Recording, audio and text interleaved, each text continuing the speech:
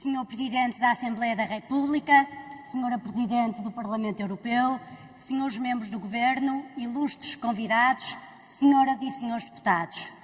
É com enorme honra que hoje, em nome da bancada do Partido Social Democrata, congratulamos a presença da Senhora Presidente do Parlamento Europeu na Assembleia da República Portuguesa. Seja muito bem-vinda ao nosso Parlamento. A Senhora Presidente Roberta Metsola, como aqui ouvimos, é uma defensora da mesma Europa que nós advogamos.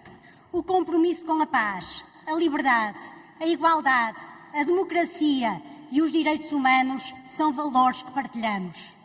De facto, a Europa é mais do que uma realidade geográfica. A Europa é mais do que um espaço político. A Europa é, sobretudo, estes valores comuns.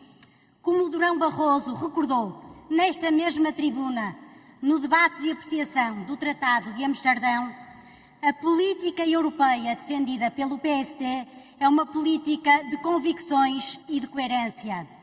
Nem de outro modo poderia suceder numa força política que se inspira no legado de Francisco Sá Carneiro.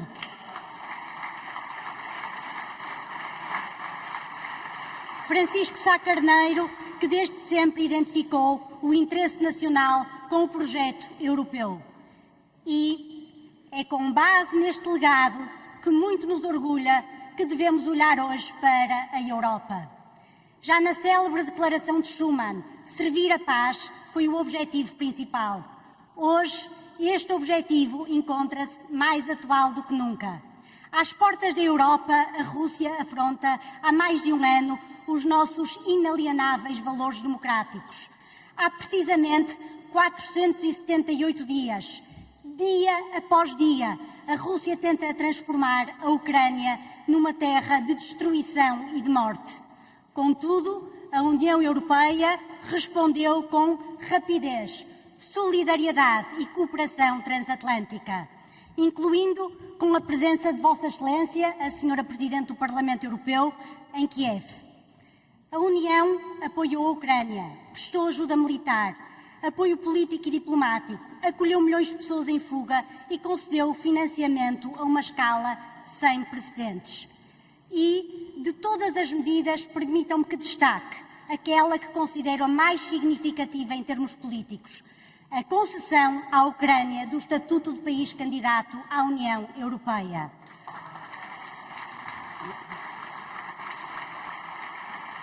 Antes da guerra vivíamos num outro tempo, numa outra Europa. A minha geração cresceu a acreditar que a Europa era um espaço de paz, liberdade e democracia.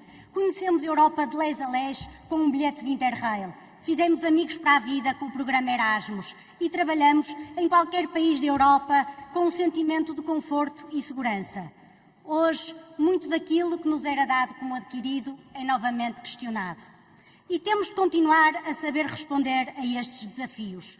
São cada vez mais as pessoas que querem desesperadamente vir para a Europa precisamente por causa daquilo que nós aqui construímos.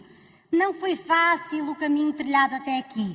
Foi das ruínas da Segunda Guerra Mundial que construímos uma nova ordem internacional e instituições para sustentá-la. Antigas animosidades tiveram de ser superadas. O orgulho nacional teve de ser unido ao compromisso com o bem comum.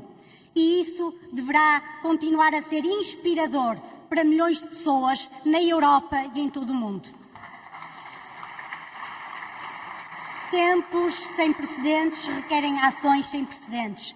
Desde logo, a Europa não pode ignorar as deficiências nos Estados de Direito democráticos, até porque se trata de um princípio fundamental da nossa União.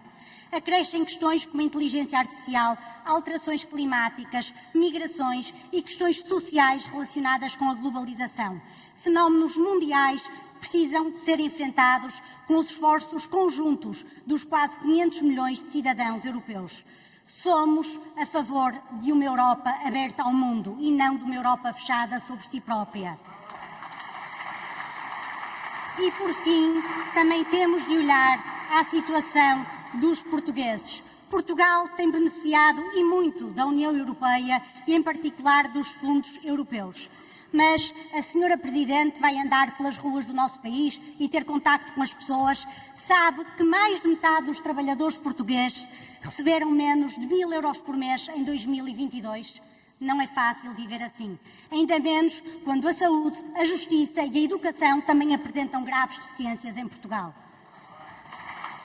Sem dúvida, seria bem pior sem a União Europeia, mas é fundamental que os resultados cheguem aos cidadãos.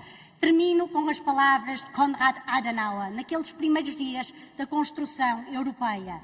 A unidade europeia era um sonho de poucos. Tornou-se uma esperança para muitos. Hoje é uma necessidade de todos nós. Senhora Presidente, é este o nosso caminho juntos. Obrigada.